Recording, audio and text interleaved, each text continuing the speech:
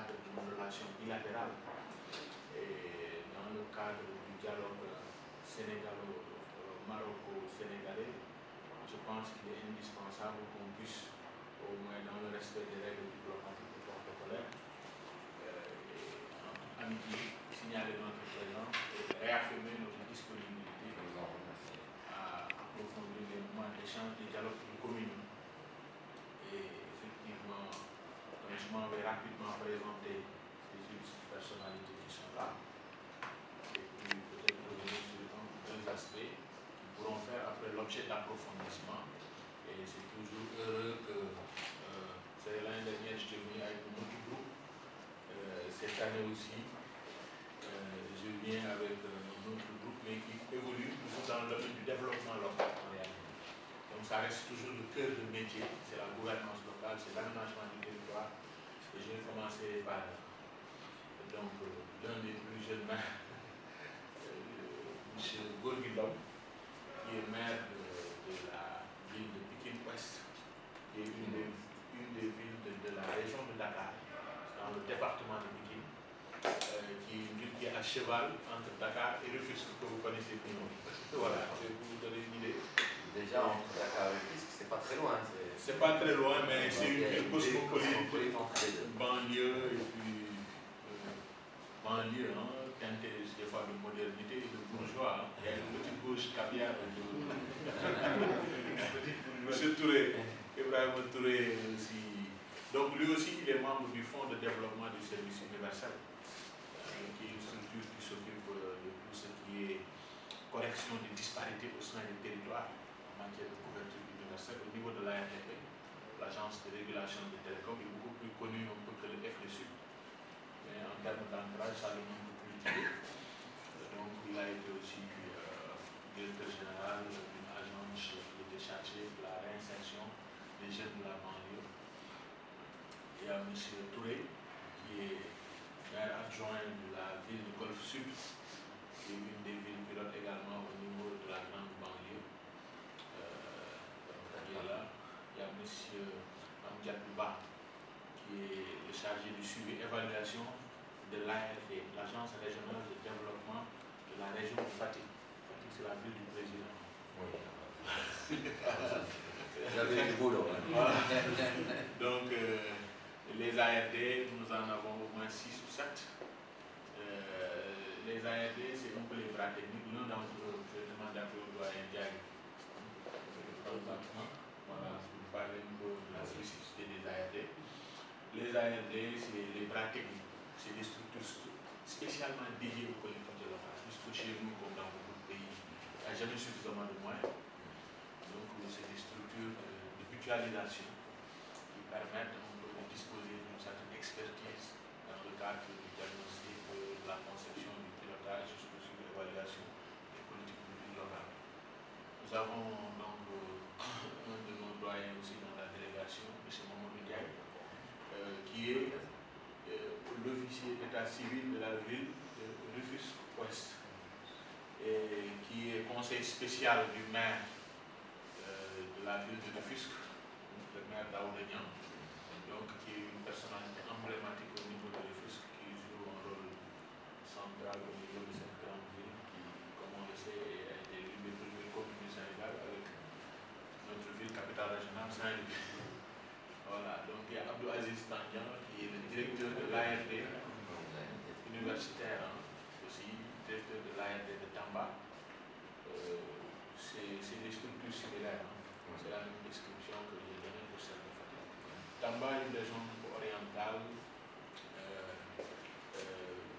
qui est maintenant devenue la grande région, qui est devenue Tamba. C'était Tamba et Kédougou. C'est la grande région du Sénégal oriental, maintenant c'est deux régions. Et voici le directeur de l'ARD de Kédougou, chez Kalidou Sissoko. Donc, qui est une région qui est à la fois caractérisée par, à un moment donné, par beaucoup d'enclavements qui se réduisent, mais également un certain nombre de potentialités et de spécificités territoriales. Donc, nous avons un des pionniers de la décentralisation au Sénégal, un des vétérans, hein, le sénateur, ancien sénateur, Pape Diop, qui avait, je pense, fait une visite ici assez spéciale avec son homonyme président du Sénat, le président Pape Diop, il y a plusieurs années, qui a été président de communauté rurale. Et aujourd'hui, dans le cadre de la communalisation intégrale, c'est le maire de Koki. Koki est un des foyers religieux au Sénégal en termes de mémorisation et de démultiplication des connaissances coraniques. Donc, il a joué et continue de jouer un rôle pionnier dans ce domaine. Donc, M. Amadjoun, c'est notre Sénégaulois. Agronome, on l'a appelé notre Sénégaulois. Parce que, donc, Sénégalais, hein, du Wallon, la même zone de terroir que nous-mêmes. Hein. Il a d'abord été enseignant, il a rampé, il a suivi un certain nombre de formations supérieures complémentaires en cascade. Et donc, après, il a fini un de ses premiers postes, ça a été secrétaire général de la département de l'Isère en France. Après, il a géré chef de service du transport au département de l'Isère. Donc, expert en développement local, formateur, qui est venu avec nous dans le cadre de l'encadrement et du coaching dans le cadre de cette mission. Ensuite, donc, je vais rabattre sur une de nos mamans dans la délégation, Mme Benel, qui est présidente de la commission affaires culturelles et religieuses dans la ville de Rufisque-Ouest, justement qui est intéressée au même titre que nous, NADGAES, sur toutes ces questions d'ordre culturel par rapport à tout ce que FES représente pour nous. Donc, Mme Massi, elle est cadre au niveau de la cellule d'appui des élus locaux. Il y a l'association des maires, il y a l'association des départements, la fédération, c'est l'UAM, c'est l'union de l'association des associations des élus locaux. Et le bras technique, c'est la cellule d'appui aux élus locaux. Donc, elle est cadre là-bas. Elle a géré les éminentes responsabilités au niveau de la ville de Dakar, où elle avait la coopération internationale à un moment donné. Donc, ensuite, il y a, comme le doyen Chérif Diagne, comme je l'ai dit, après, la parole sera un peu ouverte, hein? Oui, mais bon, il faut gérer le temps, mais après, bon. Non, on est là. Pour rebondir, hein, voilà. Nous, on est disponible, hein, voilà, on peut pas. Donc, c'est le directeur de la NDLHS. Et il y a notre invité spécial, Madame Anne. Hein? C'est l'invité spécial du groupe, Madame Anne. Oui, et elle est à côté de M. Anne. Il est le directeur de l'ARD de Kolda, dans la région de Casamance. M. Sissoko, je l'avais présenté, hein, le directeur de l'ARD de Kédougou. Et je n'ose pas dire mon ARD parce que je suis de la même région. Oui, oui. Donc, Ousmane Sow, il est le directeur de l'ARD de la région de Saint-Louis. Donc, la région de Saint-Louis, elle coiffe ma commune Gaë, elle coiffe la commune historique et mythique qui a des relations séculaires avec Fès, la Saint-Louis et ses bureaux sont dans la commune même de Saint-Louis, mais il a la responsabilité, comme toutes les autres d'avoir une tampon sur toute la région. Et moi-même, donc c'est l'année dernière quand je venais ici, j'étais simplement maire, je n'étais pas encore, voilà. Donc là, je suis le secrétaire général, je suis dans la hiérarchie numéro 3.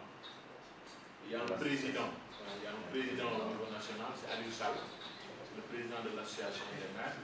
Il y a un premier vice-président, c'est le président de l'association des départements. Et il y a moi-même, donc secrétaire général, et la coordination, l'administration, le fonctionnement, l'impulsion. Voilà un peu la modeste délégation qui est là. Donc, à la fois à un niveau bilatéral, mais puisque nous sommes tous des ambassadeurs du Sénégal, au-delà de nos communes, il faut avoir une porte d'entrée sur le plan culturel, sur le plan universitaire, comme Koki par exemple, où nous savons que Koki va pouvoir c'est comme ça. Donc, et bien sûr, vu ces liens qui vivent depuis des siècles, toujours, on est très content et toujours très heureux de recevoir des amis. Donc, vous savez, Fès, capitale culturelle et spirituelle du royaume, et aussi qui a rayonné un petit peu au-delà des frontières du Maroc, de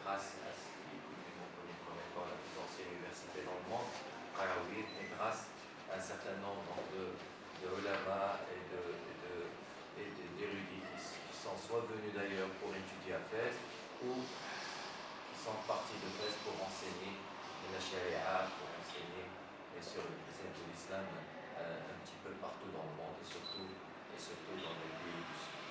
Donc, riche de ces relations très très fortes spirituelles très fortes entre nos peuples. On est toujours, comme je vous ai dit, très heureux de vous recevoir. Fès entretient des relations privilégiées avec les villes du Sénégal, comme vous savez. Il y a en premier la ville de Saint-Louis, avec laquelle bien sûr Fès entretient une relation pratiquement fraternelle et de sang. Et puis la ville de Rufisque aussi, Dakar, et toutes les autres villes, bien sûr, du Sénégal. Et à chaque fois, on est très content un petit peu d'échanger nos expériences respectives, notre façon de gérer, notre façon de voir un petit peu la gestion de nos vies. Et je vous assure que là, sur ce point-là, sur ce point d'échange et de coopération sud-sud, il y a beaucoup de choses à faire. On est très fiers aujourd'hui de ce que font nos chefs d'État. Le roi du Maroc, le travail qu'il fait pour enrichir la coopération sud-sud, et aussi le chef d'État du Sénégal, que j'étais très heureux aussi, j'étais parmi ceux qui l'ont accueilli à l'aéroport, c'est arrivé il y a quelques mois ici à Fès, et aussi le travail qui est fait par les chefs d'État comme ça, c'est très important pour nous tous. Et sur ce plan de coopération sud-sud, il y a encore beaucoup de choses à faire. Il y a énormément de choses à faire. Nous, on a besoin de l'expérience de nos amis du Sud, et Fès a beaucoup de choses aussi à apporter à nos villes, à toutes les villes amies du Sénégal entre autres. Une expérience dans la gestion urbaine, une expérience dans la gestion dans certains secteurs très très importants et vitaux de la gestion de la ville. Et pour cela, Fès reste disponible et ouverte à apporter toute l'expérience nécessaire. Il a prouvé récemment son voyage de l'événement passé. Il a passé aussi, je pense, d'une semaine avant de passer sur les autres pays de l'Afrique de l'Ouest. Ça, vraiment, c'est un témoignage d'amour pour le pays. Et vous l'avez dit dans vos propos préliminaires, vous avez dit que les Marocains se sentent comme chez eux au Sénégal, mais nous aussi, nous chantons chez nous au Maroc. Et puis ça date depuis des siècles, ça se passe séculaire. Ça a été toujours comme ça entre le Sénégal et le Maroc, surtout sur le plan spirituel et religieux. Vraiment, cela, tout le monde peut entreprendre. Bon, ici, nous sommes présents en tant que maire de commune, et nous sommes là, gérant des communes de différentes spécificités, même s'il y a des trop communs, s'il y a des trucs d'ensemble que nous gérons, mais chaque collectivité aussi a sa spécificité à part à gérer. Et dans ce cas, pour ne pas prendre trop de temps, moi je suis le maire de la commune de Koki. Koki, c'est dans un village dans la région de Louga, dans le département de Louga. C'est après Saint-Louis, c'est un peu au nord. Vous avez Saint-Louis, ensuite Louga, et vous allez sur Thiès, Rufisque, et vous allez sur Dakar. Donc nous sommes un peu au nord du Sénégal. Koki, bon, ma commune compte 58 villages. Et le village centre s'appelle Koki. La commune c'est Koki. Alors, Koki abrite un institut islamique qui a été créé depuis le XVIe siècle par un érudit qui s'appelle Mamadou Mbedjo, dont les écrits en langue arabe. C'est son grand-père, hein? C'est bon. Bon, je ne voulais pas dire ça. Elle a pas décidé de parler. Bon, la grammaire nahou arabe que vous parlez là, je crois que ça doit être dans vos budgets quelque part là. Effectivement, donc, il a fondé cet institut depuis très longtemps. C'est un institut qui s'occupe d'abord de la mémorisation du Saint-Coran. Le lancement de base, c'est la mémorisation du Saint-Coran avant. Maintenant, après cela, on passe maintenant aux autres étapes, c'est-à-dire les sciences islamiques, la modernité, maintenant tout ce qui est enseignement maintenant, pour participer à la vie du pays. Actuellement, bon, c'est une grande institution avec vraiment beaucoup d'appartements. Nous comptons 3600 pensionnaires pour le moment dans le seul lieu de Koki. Et nous avons des annexes un peu partout, que ce soit à Dakar, que ce soit en Louga, que ce soit dans les autres villes, etc. Dans les pays arabes aussi, nous sommes bien représentés en ce moment, Koweït, Riyad, etc. Partout on est implanté. En tout cas, c'est une ville lumineuse. Parce que le fondateur, d'abord, l'appelait Médina. En début de Médine, les Médina. Donc, comme il y avait des talibés qui étaient là-bas et qui cassaient des noix d'acajou, des noix de trucs comme ça, comme le bruit faisait coq, coq, coq, les gens qui passaient disaient, ah mais ça c'est coquille, à chaque fois on dit coquille, alors on a dit coquille. Mais le nom originel c'est Médina. Son fondateur c'était ça. Alors je crois que pour cela aussi, Koki a des relations spirituelles avec Fès. Parce que même la Tijani est bien représentée dans cette ville. C'est une ville aussi qui ne s'occupe pratiquement que d'éducation. Vraiment, la vocation fondamentale, c'est l'éducation. Donc, vraiment, dans ce sens, on est vraiment tenté de dire que vraiment être en collaboration avec FES, vraiment, nous enchanterait vraiment. Et parce que vous l'avez dit dans vos propos aussi, vous l'avez dit qu'il faut compter avec les relations sud-sud. Ça, c'est très important. La colonisation est passée par là, nous a puisé de toutes nos matières premières, on nous a vraiment dévasté de tout. Après la colonisation, nous avons l'indépendance, a formé des gens qui se sont tous occidentalisés. Donc la relation nord-sud, vraiment, c'est pas toujours profitable, comme vous l'avez dit. Souvent c'est de la pacotille, souvent c'est des... Je ne veux pas dire ça, bon, excusez le mot, bon, mais en tout cas, il faut maintenant compter sur nos propres efforts, c'est aller du sud-sud, si on veut en aller de l'avant. Et vraiment, dans ce sens, nous sommes vraiment prêts pour aller avec nos amis de l'Afrique, pour vraiment bâtir nos nations. Être vraiment au rendez-vous avec les choses. C'est les mots que je me passe. Et d'abord, vous adressez une invitation à venir visiter Koki, c'est une histoire du Koki. Alors, nous avons notre ziara annuelle qui sera le 16 août. C'est une assemblée générale qui est organisée par les ressortissants de l'Institut pour venir en appoint pour vraiment permettre la dimension mondiale. Les liens de Dieu, c'est le seul Merci beaucoup. Monsieur le maire, on va donner la parole à monsieur le maire, après on va aller voir le technicien. Monsieur le maire, allez-y. Non, je voulais juste... Mais donnons la parole, c'est un élu, c'est dans des... Non, là, j'ai ressorti ma chapelle de l'UAN. Depuis qu'on est rentré. C'est pratiquement... C'est pratiquement avec un sentiment de satisfaction que j'ai écouté vraiment les interventions des uns et des autres. Mais d'abord, permettez-nous de dire bonjour à Michel Maire, à l'ensemble du maire chargé des relations culturelles, à la délégation marocaine qui est là, à notre hôte qui nous a vraiment très bien reçus. Qui nous a assommé là. Oui, décernons quand même une mention de super félicitations. Vraiment, il nous a très bien reçus. Et en général, quand on rencontre quelqu'un dans un pays hôte, la première personne qui vient vous prendre, vous avez l'image de ce pays-là. Ça dépend de comment il vous a accueilli, et vous aurez cette image-là partout et pour toujours. Et c'est vrai que Fès, il y a une identité qui nous colle en tant que Sénégalais. C'est aujourd'hui le cheikh de la tariqa Tidjaniya, qui aujourd'hui n'appartient pas seulement au Maroc, appartient effectivement au Sénégal, appartient au Sénégal. Et quand on se retrouve ici, on se sent véritablement chez nous. Et ça, je tiens vraiment à remercier et féliciter l'ensemble du peuple du Maroc, du Sénégal, qui sont, c'est véritablement deux pays, un peuple. Mais aussi féliciter les initiateurs, que ce soit Michel Maire, Abdelhad, que ce soit aussi le formateur, remercier aussi l'association des maires du Sénégal et du AN. En tout cas, cette grande association qui nous a permis, dans un benchmarking, de pouvoir découvrir des choses nouvelles dans d'autres pays. Qu'est-ce qui se fait à l'horizon où il y a des défis qui nous attendent. Et ces défis-là, ce qui est plus important dans ces défis, aujourd'hui on a vu que c'est les territoires.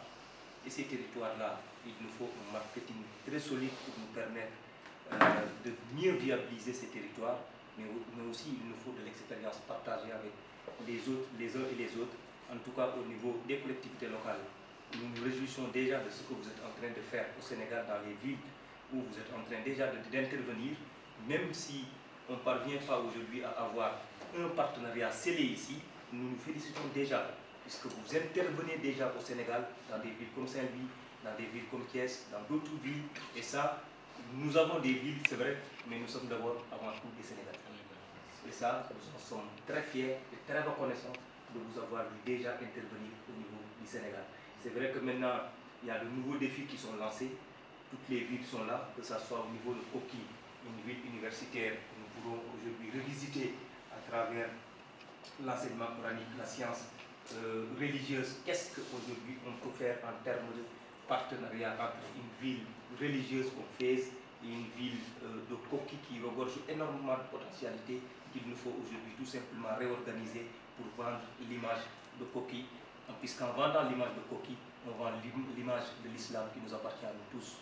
Et il y a cette culture qui nous agresse de partout, cette culture occidentale qui nous agresse de partout, que nous tous nous devons préserver et qui nous permettra demain de faire émerger, de faire jaillir cette lumière de l'islam partout dans le monde. Donc tout simplement pour cet aspect, nous sommes aujourd'hui obligés d'être ensemble pour travailler culturellement à gagner le monde. Au niveau aussi de la banlieue, nous sommes des villes de la banlieue, mais venir jusqu'ici, parler seulement de nos villes, je trouve que, puisque nous sommes dans un grand ensemble, en tout cas tout ce qui était ou ce qui peut être potentiel, opportunité au niveau des grandes villes du Sénégal qui pourrait intéresser une ville comme Fès pour avoir un partenariat, en tout cas il a bien vu. En tout cas pour les deux villes qui sont là, qui sont de Pikine et de Guédiawaye, c'est des villes de la banlieue qui pourraient aujourd'hui vendre leur savoir-faire, leur vécu, leur expérience vécue en termes de la plus grande banlieue de Dakar, comment cette ville d'une très grande banlieue, ces enfants, comment ils sont vécus dans des situations extrêmement difficiles et qui malgré tout peuvent se permettre aujourd'hui de devenir de grands quelqu'un. Donc cette expérience peut être valorisée à l'extérieur, mais aussi nous avons l'opportunité aussi d'avoir la possibilité de vendre le développement durable puisque nous avons des espaces préservés qui nous permettent aujourd'hui de participer à la vie